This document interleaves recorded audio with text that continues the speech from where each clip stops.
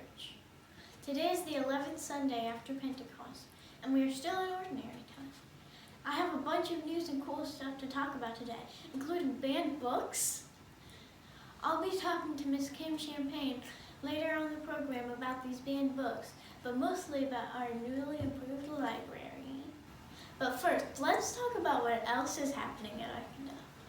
All 40 students needing a backpack and school supplies for this coming school year have been sponsored by an Arkansas family. Thank you to everyone who is out shopping for these lists of goodies. Don't forget to get your items in on time, and please let Greg Maker know if you need any more information. After the service today, please stick around on Zoom or in person for a congregational meeting. We will be electing an associate pastor nominating team, shortened to APNT.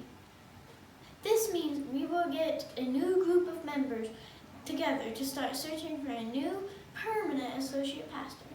Pastor John left really big shoes to fill, but this team of people we will elect later today will work hard to find another person who will fill the empty space left by Pastor John in new and wonderful ways. We will also hear an announcement about our new interim associate pastors who will be helping out until this APNT finds someone. We are very excited to get to know Stephen Price Gibson and Caroline Price Gibson as our new interim associate pastors. If you haven't been to church in person for a while, let me remind you that we have a new masking policy in place. The 9 a.m. service requires everyone to wear masks. But, however, at the 10:30 service, masks are encouraged but optional. You don't have to wear one anymore, but we'd still like you to keep using the red, yellow, and green name tags so we can still get to know each other's names. We'll let you know if these policies change again. Please keep bringing in those cans of tuna, chicken, and jars of jelly for the CAP food pantry. You can leave them in the collection area across from the coat rack at church or at the food pantry itself on Tuesdays and Thursdays. The hours are listed in the archive. Now that the Abawi family is settled into their home, our work supporting this refugee family from Afghanistan will shift to new areas.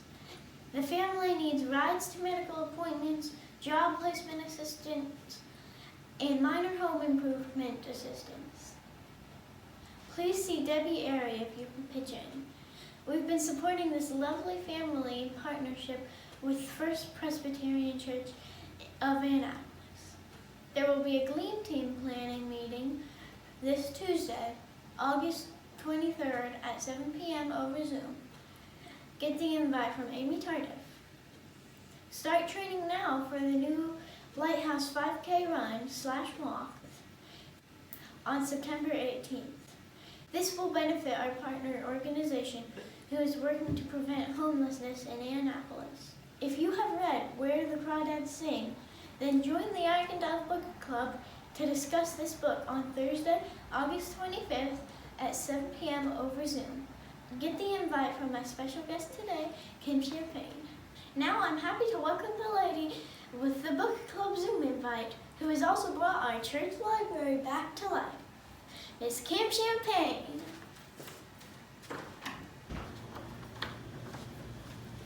Hello, Miss Kim. Good morning, how are you? I'm doing good. How are you? I'm doing great. Here we are in the Arkansas room. Is this also our library? Yes, it is. It's actually been our library for a very long time. I've been at Arkansas for over 20 years, and this library's always been in existence, but it was neglected for a while. It got, a lot of people would use this room or these shelves as a place to come and dump books that they didn't want to have in their homes anymore. And it got to be so crazy and chaotic that, well, people didn't want to use it anymore, so they forgot that the library was even here. But this summer, a few people reached out to me, and Miss Paula Sparks was one of them, and they asked me if I would be interested in helping to lead a reorganization of the library. And with Miss Amy Tardif and Miss Shelley Franklin's help, we started to go through and make some sense of all the mess of books that we had. Believe it or not, we took all of the books off the shelf and we went through and we weeded them and we looked at them and decided, do these books really go along with our church's values? Are they books that people really want to use? And we hauled away at least 11 boxes of books. That's a lot, isn't it? Yeah. And then we organized them into categories, the books that were left. And if you'll come over here, you'll see we have a reference section. So like if you wanted to look up words that you read in the Bible that are difficult, or if you want to read more about people or places that are in the Bible, you can use these books. They stay in the library. They're like dictionaries. We have books that, we have a really beautiful social justice category of books here with a lot of brand new anti-racism books that people will want to check out. And we even have a brand new LGBTQ plus section. If somebody wants to start a small group or they're interested in learning more about becoming a church leader, we have like a Presbyterian church section with all kinds of small group studies. And we have books on becoming a leader or leading a small group. It's pretty cool. And then we have books, let's say you got asked to do a prayer, to read a prayer before a group. It's kind of intimidating, right? You could come to our prayer and devotion section right over here, and you could find a book that would help you find a prayer for your small group. Kind of cool, huh? But we've got books that talk about the life of Jesus, how to live your faith. It's very, very exciting. And we even have books, fiction books that people want to read that have been some of our book club selections.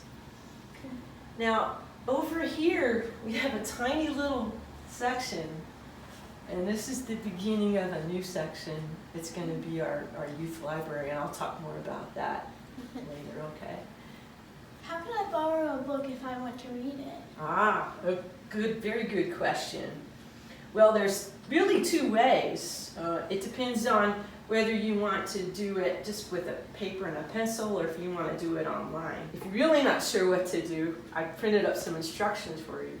However, all you really have to do is you pull out a book. Let's say you want to read The Shack. You look in the book and you see if there's a card in the back, because some of the older books still have cards in it. If there's a card in it, you just pull it out, you come over here, and you can get out a pen or a pencil, fill out the card, and put your email address on it. If you put your email address on it and stick it here, then the librarian will put your name in the system, and you'll get an email when it's time to bring the book back. Okay. You want to be able to do this online, for example, you can do this from your house. Let's say you go online and you see that we have The Shack, and you want to check it out. If you're a patron of the library, in other words, you signed up to use our system, then you can just check it online. Or you can just fill out this little slip, tell me what the name of the book is, you can put down The Shack, the author, and then your name, and if you put your email address down, you'll still get a notification.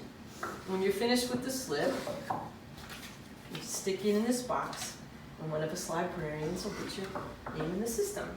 When you're finished, you just put it in this little shelf called Book Return, and we'll put it back on the shelf for you. That's nice.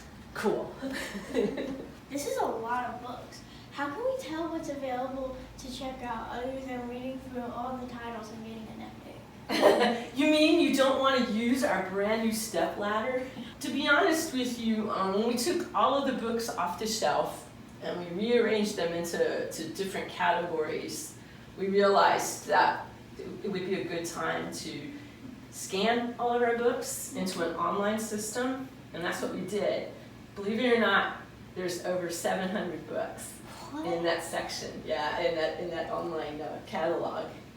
But what we were able to do is use this thing, this new library cataloging system called Librarian. And what it does for you is if you go online and you look up a book, You actually can see a description of the book.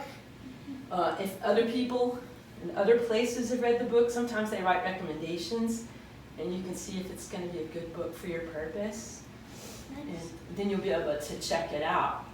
And all that does is puts dibs on the book until you can get to the church and actually get it off the shelf yourself. We help you by putting in categories, and when you're online, it'll tell you what category or what shelf that book is on. And then all you have to do is look up the author's name, and they're in alphabetical order by author. At least we're trying for that kind of a system right now. Are there any other books that younger people like me might be interested in? That's a very good question. And, you know, I said a minute ago we have a small group of books for young people, but our hopes are is to create a youth library. And this is the idea of Miss Amy Tardif, who I know you knew well. She's been your godly play teacher for a while, right? Mm-hmm.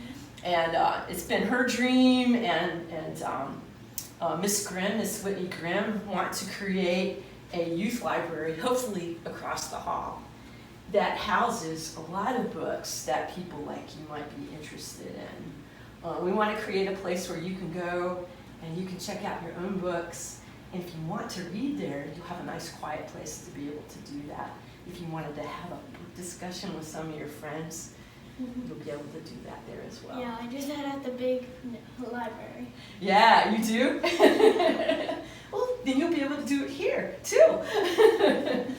I read in the archive that we're starting to collect banned books. Oh, yes, we are. What kind of books are you talking about? Oh, that's a good question. Well, books that some groups of people are starting to challenge. For some reason, they don't like what's in the book. Some of the books, they talk about like young people dealing with racism. Maybe some kids are dealing with their identities about who they are. Some of these books are just simple, what we call coming of age stories, where young people are growing up into adults.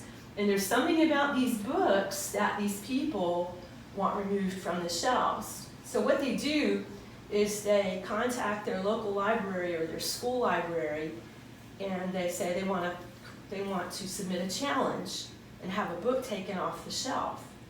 Well, if the library actually removes the book from the shelf, then it's known as a banned book. And what that means is that people can't check it out from the library anymore.